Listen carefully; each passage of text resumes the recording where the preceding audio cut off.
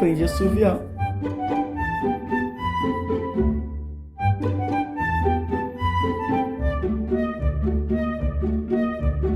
Olá, este é o Monólogo, o podcast em que eu converso com vocês. Tudo bem? Como tá as coisas? Dessa vez eu tô gravando mais rápido, hein? Da outra vez foi quase 4 meses entre um episódio e outro.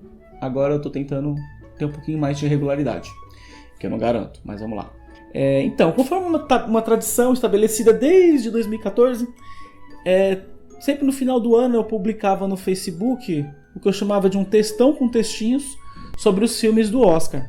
Não que a premiação seja justa ou, sei lá, essencial para quem curte cinema, mas é um holofote inegável e ajuda muitos filmes que não viam o Brasil virem, né? Essa lista não tem pretensão de crítica cinematográfica e sempre foi mais um exercício de escrita concisa. Assim eu já acabo descobrindo também os amigos que viram aqueles filmes, porque eles acabavam comentando o que eles acharam sobre o filme, enfim.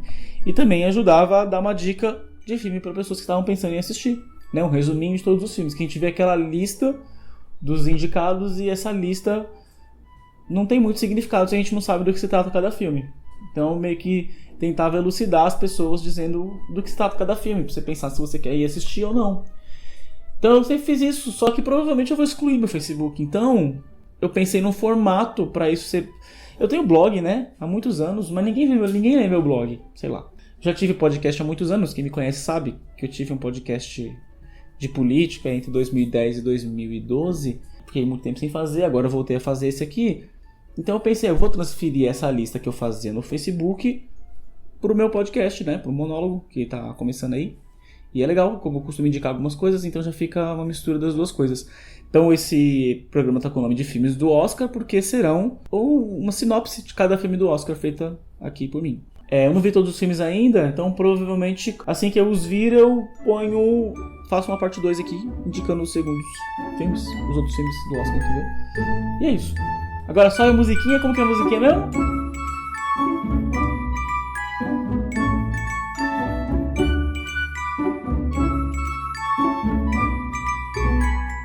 Então, o primeiro filme, eu vou só passar por ele, porque na verdade já foi tema de indicação do primeiro episódio aqui do Monólogo, que é o filme Parasita. Apesar de que, enfim, nas indicações que eu faço normalmente, eu procuro falar menos do filme do que eu acho que eu vou falar agora, já que a intenção é meio que fazer uma resenhazinha, né? O Parasita, ele tem uma história surreal e atual, sabe? Traz ótimas discussões sobre desigualdade social, relação de classe, descolamento da realidade, sabe? Assim que eu assisti a primeira vez, eu relacionei com aquele filme brasileiro, Que Horas Ela Volta, da Ana Mui Laerte, com a Regina Casé protagonista, sabe? Só que é uma versão sul-coreana, porque ele também trata da questão da desigualdade social, só que num viés oriental, assim, né? Totalmente diferente do nosso, que a gente tem... Pelo menos eu posso dizer que eu tenho pouco acesso, conheço pouco. As atuações são perfeitas, a fotografia é limpa, eficiente, é coisa linda de ver. Tem um roteiro instigante, assim, e ainda traz algumas pitadas de bom humor. A única coisa que me incomoda, que eu tenho meio que um ranço, mas não é só nesse filme, mas assim, aparece em muitos filmes, é a história do Código Morse. Eu não aguento mais Código Morse. Todo quanto é filme, bota o Código Morse. Como se alguém soubesse usar essa merda, né? Porque existem pessoas que sabem usar o Código Morse. Nossa, parabéns. Eu já fui ver e era tracinhos e pontinhos, eu desisti de entender. Acho que você tem que segurar mais tempo, né? A luz ou o som, seja lá qual for. Mas assim, soletrando, sério, na boa, ninguém conhece isso, né, gente? Ninguém tá nem aí pra isso aí. Ainda mais nos filmes mais atuais, entendeu? Porque o Parasita, ele é um filme que se passa ali em 2019, 2018, sei lá, quando foi filmado. Mas ele não é um filme de passado, nem um filme de futuro, entendeu? É um filme do momento agora. Toda vez que aparece coisa de código Morse, eu acho um baita de uma muleta. No caso do filme, eles inserem bem, ele é colocado dentro de um contexto de comunicação mesmo, tudo certinho, mas eu acho demais, entendeu? Me incomoda.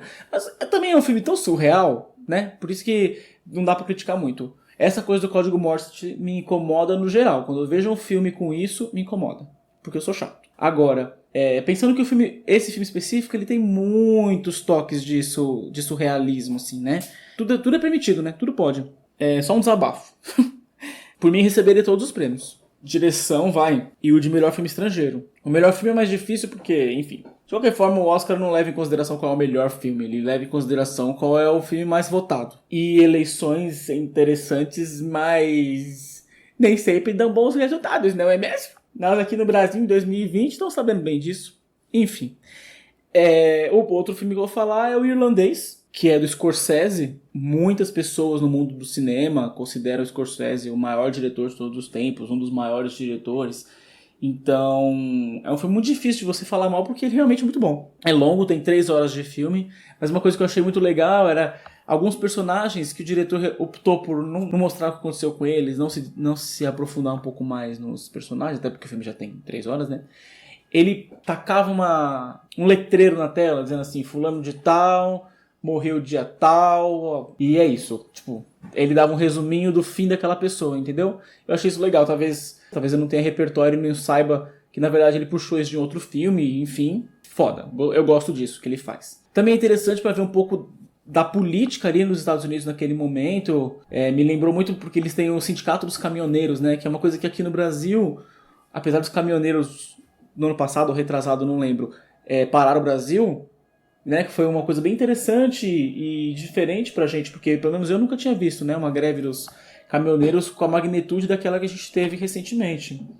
No Brasil, quem costuma parar, o pessoal mais sindicalizado, costumam ser os funcionários públicos, né? A gente tem metrô, escola, até banco, né? Que não é bem funcionário público, mas eles param também. Mas enfim, no Brasil, os caminhoneiros nunca foram um grupo sindicalizado, da forma que a gente vê os outros setores aqui no Brasil. E nesse filme ele mostra ali um período dos Estados Unidos em que teve... Eu não sei se hoje os caminhoneiros têm a mesma importância, a mesma relevância, a mesma influência no governo, mas na época eles eram relevantes. Eram relevantes no debate nacional, entendeu? Isso também eu achei interessante, porque o filme também mostra um pouco disso. É um filme bonito pra caramba, assim, de bem filmado. Apesar de me incomodar a coisa do rejuvenescimento dos atores, né? Eles optaram por não contratar atores novos para fazer os personagens no passado. Eles foram usando efeitos visuais para rejuvenescer os protagonistas e outros personagens do filme. E isso ficou meio ruim, assim. Devo dizer que me incomoda, parece videogame. Eu não sei. É estranho, assim. É uma imagem estranha para mim. E eu não me acostumei até o final do filme, não. Foi até o fim do filme, para mim, aquilo estava estranho. Quando mostravam eles novos, lógico. Mas as atuações são boas, enfim. É um filme bom. E tá fácil de assistir por aí, então não tem como não indicar. Um outro filme que também tá aí na lista é o História de um Casamento. Poderia se chamar a história de um divórcio, né? Porque ele fala mais do fim do relacionamento do que do começo. Eu gosto do tema. A Scarlett Johansson tá em 10 filmes do Oscar agora. Vou falar mais filmes com ela. Ela atua super bem, o parceiro dela no filme também atua super bem. Achei meio chato. Assim... Pra estar concorrendo a melhor filme eu acho bem exagerado. Não sei qual foi o critério. E também, como eu disse, é uma eleição, né? Tem outros filmes com a mesma temática que não tiveram tanto destaque, assim. A trilogia do Richard Linklater lá, Antes do Amanhecer, que é um clássico nesse sentido. São 3 filmes, né? Um chama Antes do Amanhecer, o outro Antes do Pôr do Sol, outro acho que é Antes do Amanhecer, do Entardecer, sei lá. São 3, eu não lembro os títulos, mas são filmes que tratam ali sim.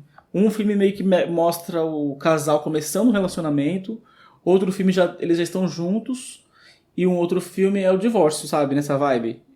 Não sei se exatamente nessa ordem, mas é isso. É uma trilogia bem legal do Richard Linklater, e eu achei muito mais profunda para relatar, né, essas dificuldades de um relacionamento amoroso e como o tempo é implacável, né?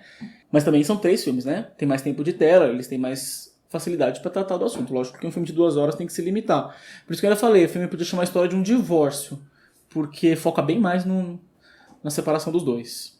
E na verdade tem um outro filme também na mesma linha que eu sou apaixonado, que se chama Blue Valentine, que em português ficou como Namorados para Sempre. Eu acho que o filme é de 2010 ou 2011, não tenho certeza.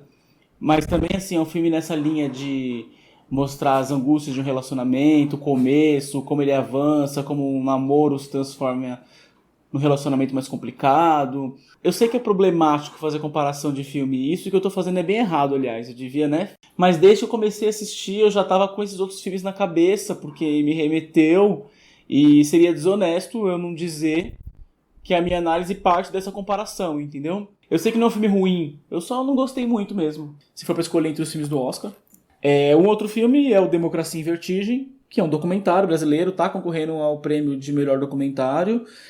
Quando saiu foi muito assunto nas redes sociais, e aí ele passou pelas 3 fases da chatice online. Primeiro as pessoas gostaram, aí posts e posts de que filme foda.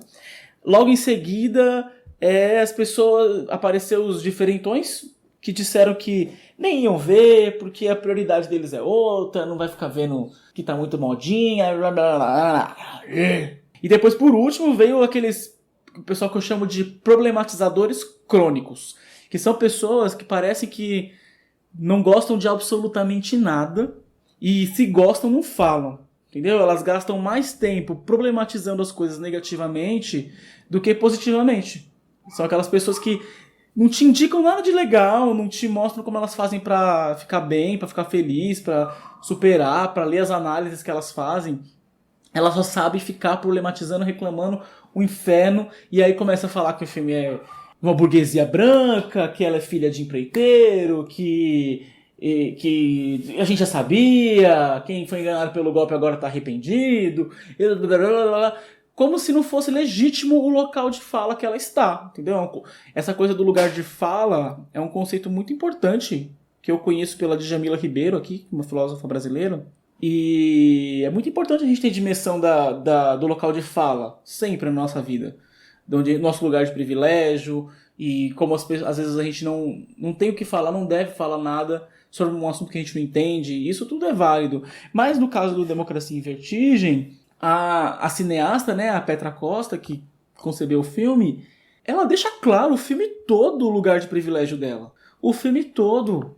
Chega a ser até chato, de verdade. Essa, inclusive, é uma das críticas do filme, uma das críticas que eu tenho ao filme. Eu gostei do filme, achei muito legal.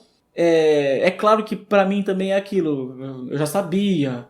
Na época do golpe eu tava na rua. Não vai ter golpe, blá blá blá, fazendo manifestação.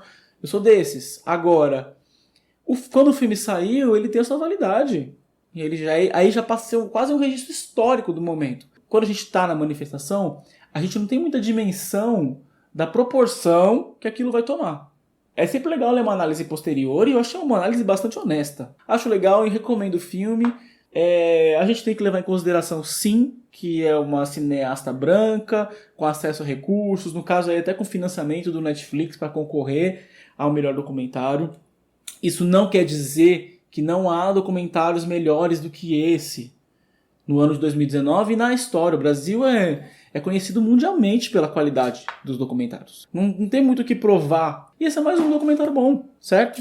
E outros documentários bons, mais desconhecidos, com menos alcance, também têm seu valor. Por isso que eu me questiono hoje em dia dessa lista do Oscar que eu faço. Talvez eu pare de fazer no ano que vem e faça mais uma lista anual de filmes, sem ser necessariamente do Oscar. Eu assisto filmes durante o ano, mas eu não anoto nada sobre eles, eu só assisto. E quando chega no final do ano, eu venho com essa coisa de começar a anotar os filmes que eu acho que vão ser indicados, depois os filmes que são indicados, porque aí sai uma lista, e aí eu começo a correr para assistir todos. O meu interesse também está sendo manipulado por essa lista. Eu poderia estar vendo coisas mais interessantes, filmes melhores, se eu seguisse outros critérios que não divulgação da lista do Oscar. Só que também tem a disponibilidade, né? Nem tudo está disponível pra gente. Aí outro filme que também está indicado é o Ford vs Ferrari. Quando começou o filme, eu meio que achei que ia ser uma vibe Velozes e Furiosos, só que nos anos 60, sabe? Só que aí conforme o filme foi acontecendo, eu vi que não era isso. É baseado numa história real, de um momento em que a Ford resolveu investir pesado para vencer a Ferrari nas 24 horas de Le Mans. Eu não conhecia essa corrida, eu descobri assistindo o filme, e provavelmente você está pensando, meu Deus, como ele não conhecia pessoas sem cultura. Pois é, eu realmente não sabia que essa corrida existia. Basicamente é uma corrida que você fica 24 horas correndo, lógico, trocando os pilotos para descansar de vez em quando, mas são 24 horas de corrida, eu realmente não sabia que isso existia, né? Capitalismo, né, gente? O que ele não produz? Enfim, ele tem cenas muito bonitas, e quando eu digo cenas bonitas, não são só cenas de corrida. Muitos momentos de diálogos, momentos de reflexão ali, são cenas bonitas, tocantes. É um filme divertido até, e eu recomendo. Se você quiser assistir para se divertir, não daria o prêmio de melhor filme, mas é legal. Aí outro filme que também está concorrendo é o Dois Papas. O filme começa ali com o conclave, que elegeu o Bento XVI, quando morreu o Papa João Paulo II, né? Aí teve aquele conclave, elegeu o Bento XVI, e aí mostra o período entre esse momento que ele toma posse como Papa, e a renúncia. E depois também a eleição do Papa Francisco. Apesar de ser uma ficção, é daqueles filmes que dá a sensação de realidade, sabe? Como se a gente estivesse de fato acompanhando os bastidores de um momento histórico ali para a Igreja Católica. Fernando Meirelles acertou, mais uma vez. Filme, roteiro muito bem costurado, os diálogos, isso que é interessante no filme, porque os dois protagonistas estão ali, lógico, no contexto da Igreja Católica, tem ali suas posições e foca muito nos embates entre os dois. Um é evidentemente mais conservador, o outro é evidentemente mais progressista, dentro do contexto da Igreja Católica, e os debates entre eles são muito bem feitos.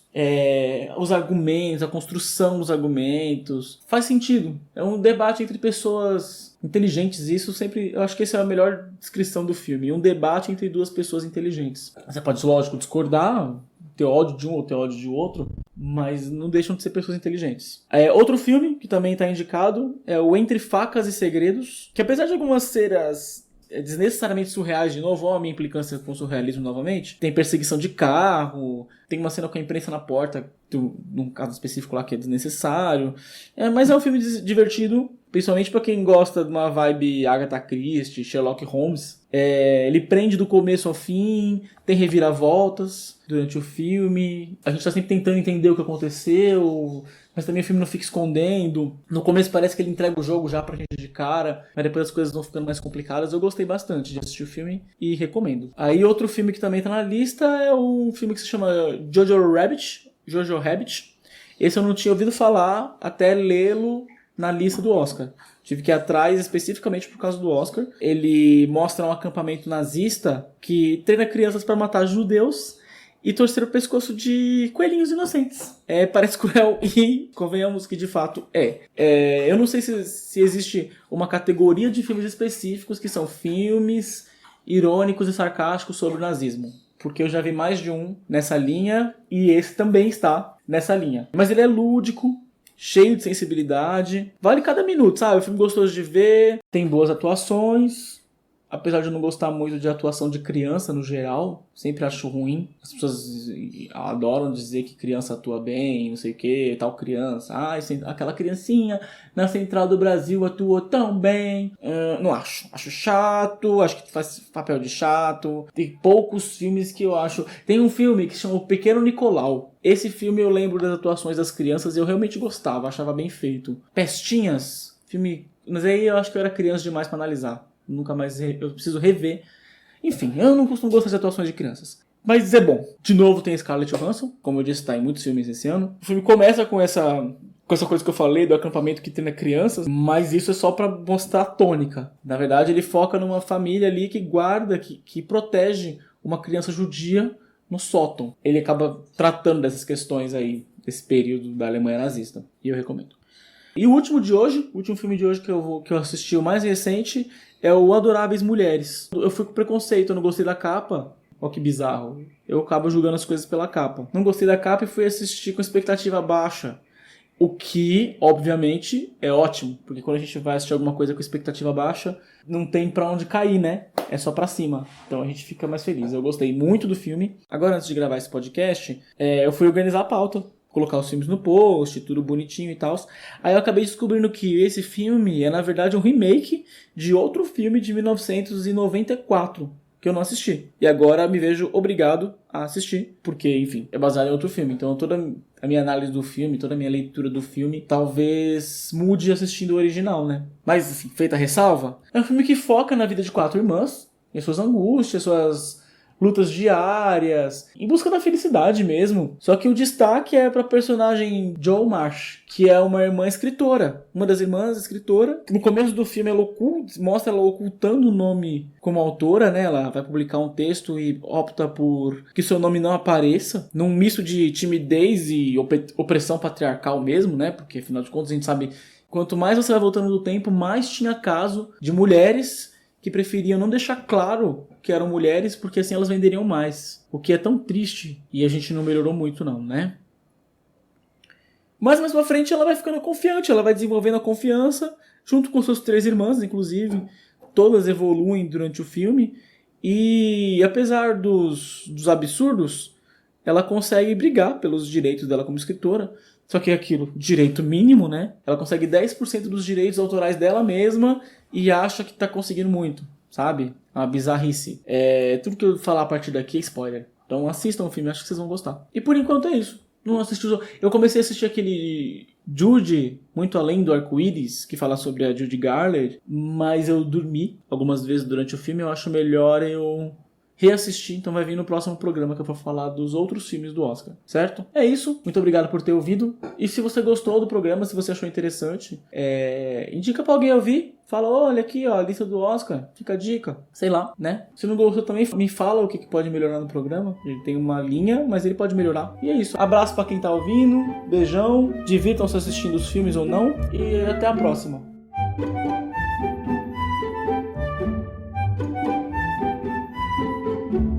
Este foi o episódio do Monólogo, e se você quiser entrar em contato conosco, pode enviar um e-mail para contato@paranauê.org ou uma mensagem para 11 977 490 495. Este é o nosso telefone, 11 977 490 495. Se adicione na sua agenda. Você pode enviar uma mensagem pra gente sempre que tiver alguma dúvida, sugestão, crítica, quiser comentar o programa, tanto pelo WhatsApp, como pelo Telegram, como pelo Signal, que é um programa mais específico para algumas pessoas. SMS, se você for uma pessoa old school, que não usa esses aplicativos todos, é um número de telefone, certo? E também é importante dizer que eu tentei disponibilizar o programa das formas mais acessíveis possíveis. Então, além do feed RSS que você pode adicionar no aplicativo favorito que você usa para ouvir podcasts, você também pode nos procurar no Spotify, procurando por Monólogo, no Google Podcasts, no Apple Podcasts, no iTunes, não sei como está chamando agora. Eu também criei um canal no YouTube do Paranauê, onde todos os podcasts produzidos aqui por mim estarão ali, como se fosse um vídeo, só que em áudio. Para quem tem mais familiaridade com o YouTube do que com essas coisas de podcast, pode assinar pelo YouTube. E também a gente vai enviar, quem tiver interesse, manda um áudio, um zap, um oi, um hello, um por favor me adicione no número que eu passei, que a gente também vai criar uma lista de transmissão no WhatsApp para enviar o programa em áudio para quem quiser ouvir. Se alguém pedir, eu vou pensar em como fazer isso, porque também eu nunca testei, certo? Beijo na alma de vocês e até o próximo programa.